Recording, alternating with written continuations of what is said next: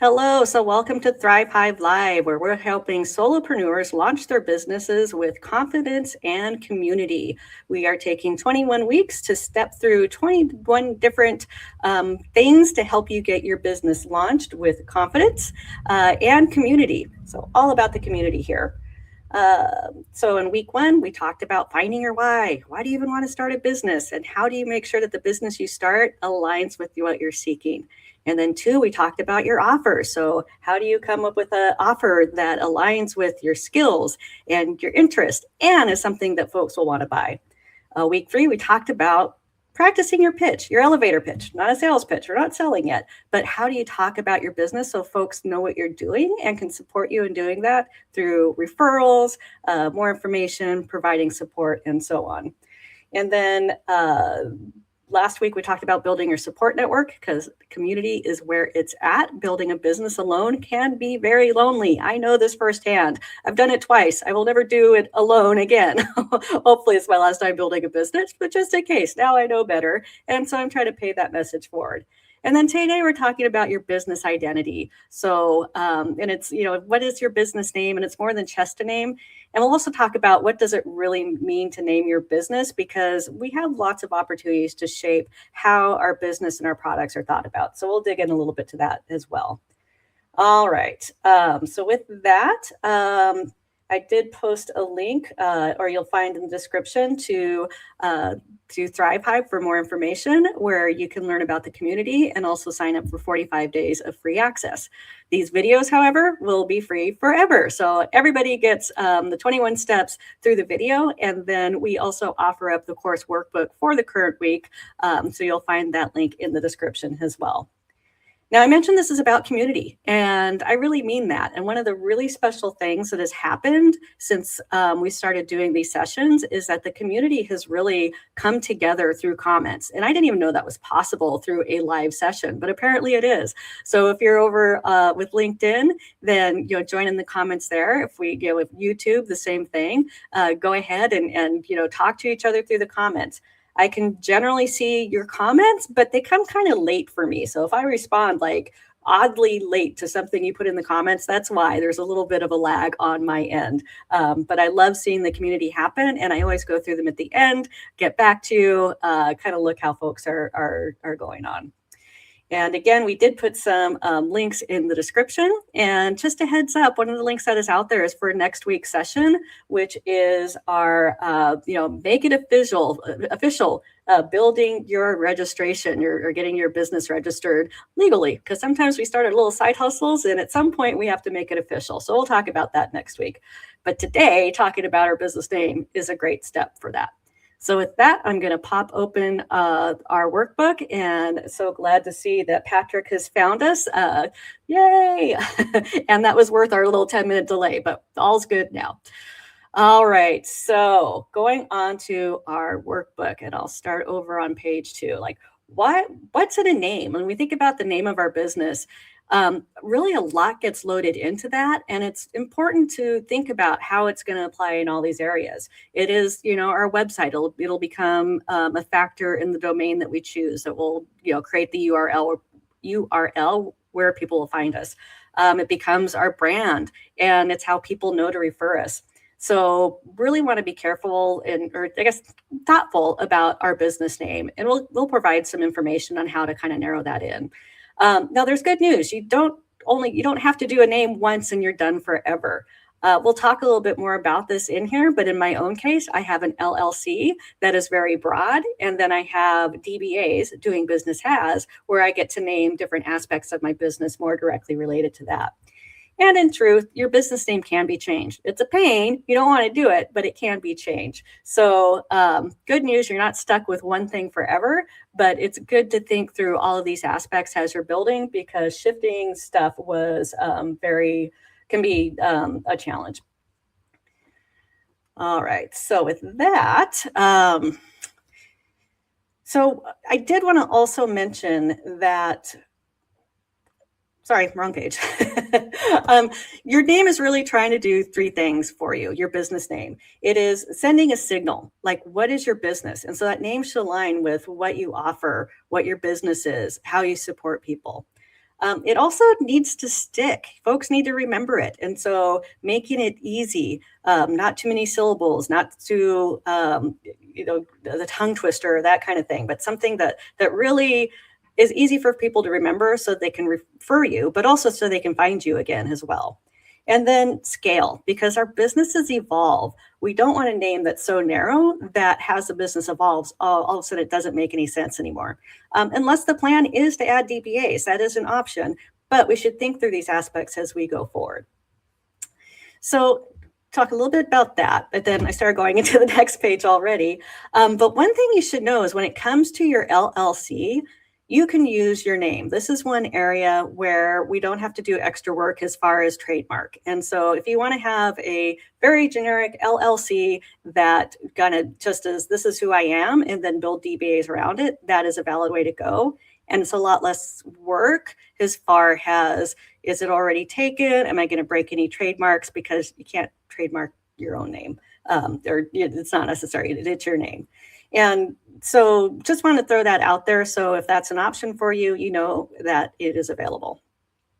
As far as my own story, I do have 3 registered names.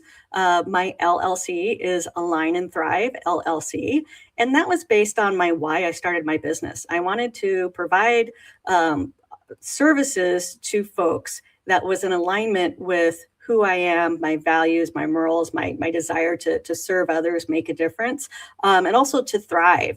And part of the reason I did Align and Thrive is because every time I start thinking about a new offer or do this or do that, I can come back to the question of, is this going to help me align and thrive in my business? And then I have 2 DBAs. So Beyond Align Books was my original kind of launch offer, and that was bookkeeping services. And then Thrive Hive, which is what we're doing now. So, yeah.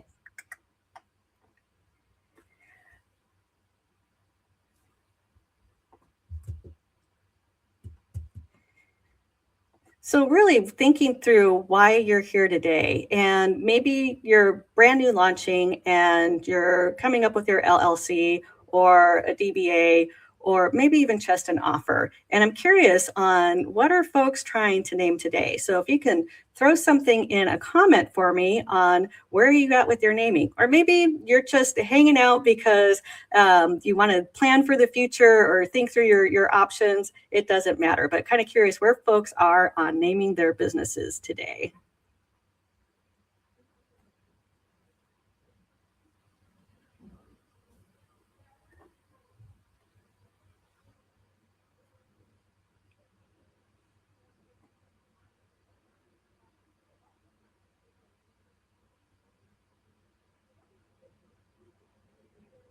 All right, as you're thinking about that, I'll respond to Patrick's comment. So the way these are set up is a new link comes out every week. And so I will figure out if there's a way to adjust that, or at least how to promote better to go to the current week event in order to get right in.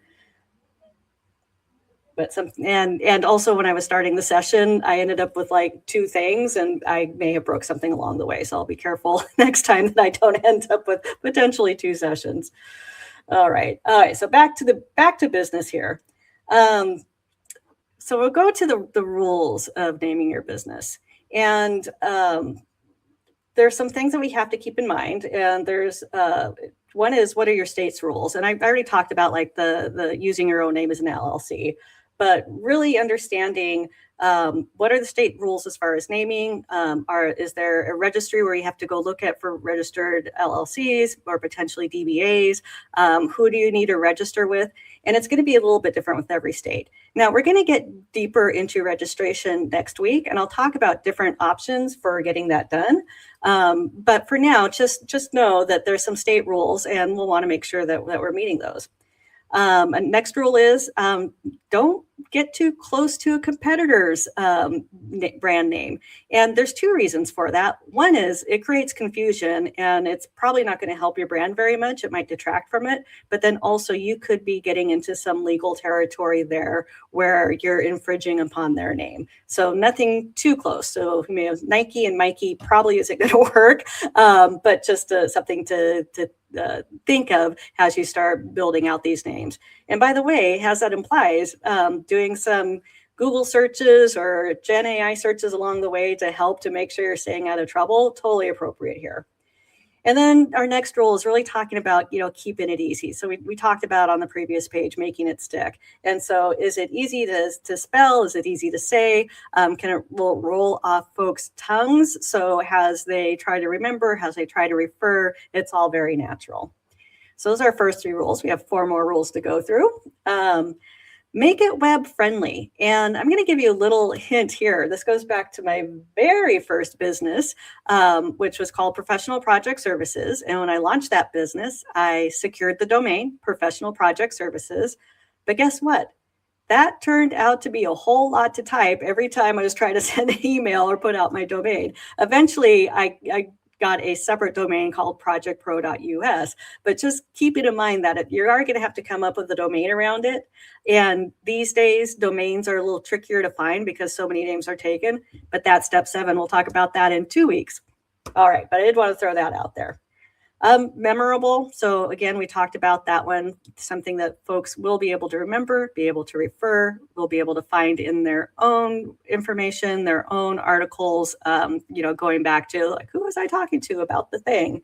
And then, aligns with your brand. So we want to make sure that what you're doing is cohesive, that it all feels good. And going back to the Align and Thrive idea is beyond aligned books. The aligned kind of comes back to that brand. The Thrive comes back to that brand. And so it kind of helps me stay coherent, even though I have a couple of different businesses built off the one LLC.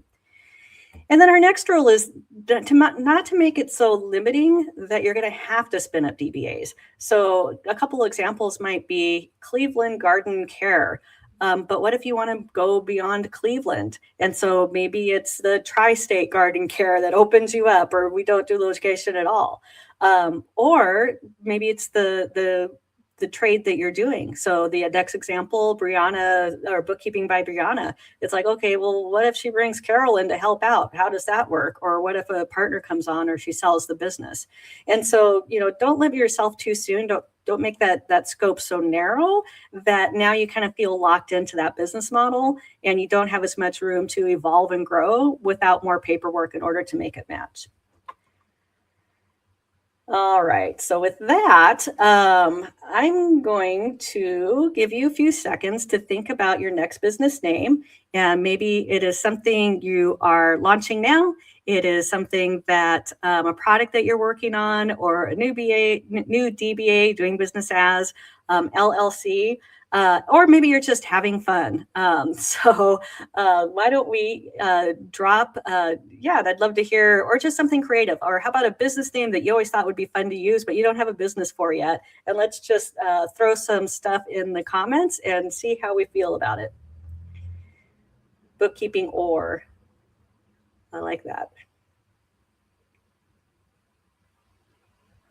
Yeah, great point, Patrick. New generation selling, but what if I don't want to sell?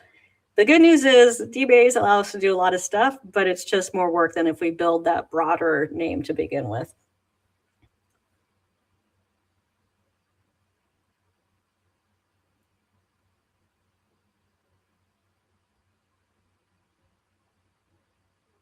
And while we're waiting for more comments to come in, I'll talk about Thrive Hive for just a second. Like, I acknowledge at some point I may need to refine this name a little bit.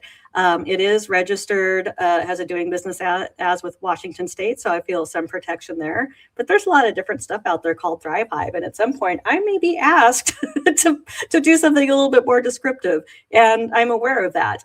So that just throwing that out there has something to think about as you're doing that. Now, bookkeeping or that Elizabeth talked about, that's her last name. It's ORR, not OAR, and so she can probably get away with that without any issues because she is using her name. And I like it. Yeah. Moral of the story, think bigger than the moment. And I will just briefly talk about this idea of portfolio businesses because I didn't realize this when I set it up that way.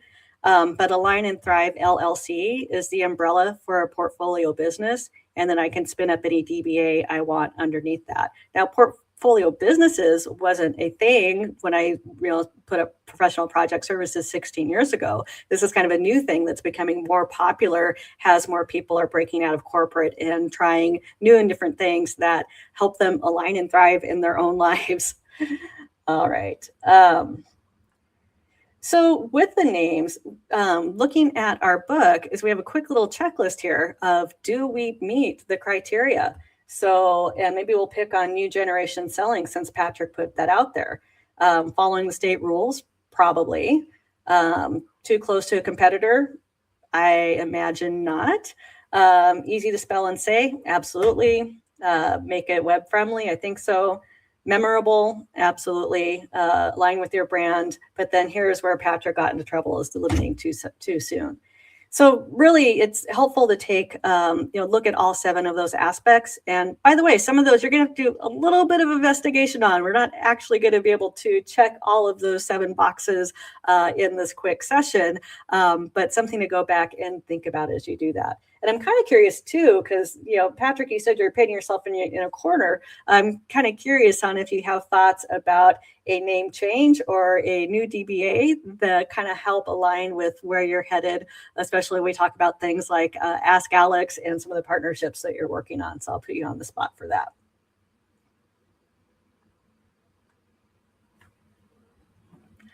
All right, moving on.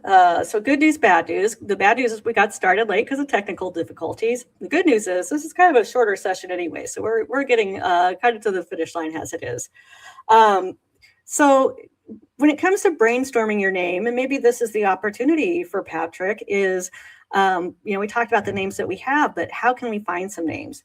And there's a lot of different ways to do that. There's, using a thesaurus, using a website for a name generator, or even using just Gen AI to help us out. And so, through these next few pages, there's a few different ways for you to, kind of try on it, some different names, and then see what works and build on that. All right, so that was that. Yeah, and I did share my story. So this note from Vicky was really talking about, the Align and Thrive and the evolution there. It was by accident at the time, but now I'm hugely grateful. When I first launched the business, Beyond Align Books was what I was focused on. And I was kind of doing Thrive Hive as this, side of desk. Maybe I'd build it out, maybe I wouldn't. And then when I made the decision that Thrive Hive is where it's at, and it's something I really am passionate about growing and supporting solopreneurs in that way, it was really easy to be like, okay, Washington State, I have a new DBA. I do have a separate domain. I haven't implemented for it yet. And yeah, so we can continue to grow. So the point of the session was to get you thinking about your business name and prepare yourself for the next 2 steps. Because once we have a name, then the next step is registering that name or names if you have a DBA, and then moving on to your domain so that your email and your website align with what that is. And it doesn't have to be precise, but it should at least relate close enough that people can figure out where it's happening. So we always provide some resources in these courses. And so we got some brainstorming tools. We have an AI prompt. I love AI prompts. Pick your tool of choice, throw in the prompt and see where it takes you. But I did want to call out too that for this particular course workbook, I relied heavily on this article from LegalZoom that kind of provided the 7 steps for us. And I think it did a good job of helping us do that. And the difference between DBA and promoting under a new moniker. That's a good question. For myself, I wanted to register the DBA just to be on record that this name belongs to me and Beyond Align Books. So I'd say there's probably other things in here. Maybe Cheryl can jump in as well, or search her little legal thesaurus. But that protection of this is me, it belongs to my business, this is an offer that I have, I think is one good advantage. And also, as we're thinking about our business structure and taxes or anything that aligns with it, it's going to make it easier to kind of keep everything in the right bucket so that we understand the different aspects of our business. So great question. To me, the number one thing was to make sure that that brand was identified to me and to Align and Thrive. I'm sure there's other reasons. Would be interested if other folks have comments to throw in there as well. All right. Are there any more questions before we close? And I'll try to pause for just a second to give the lag a chance to come through.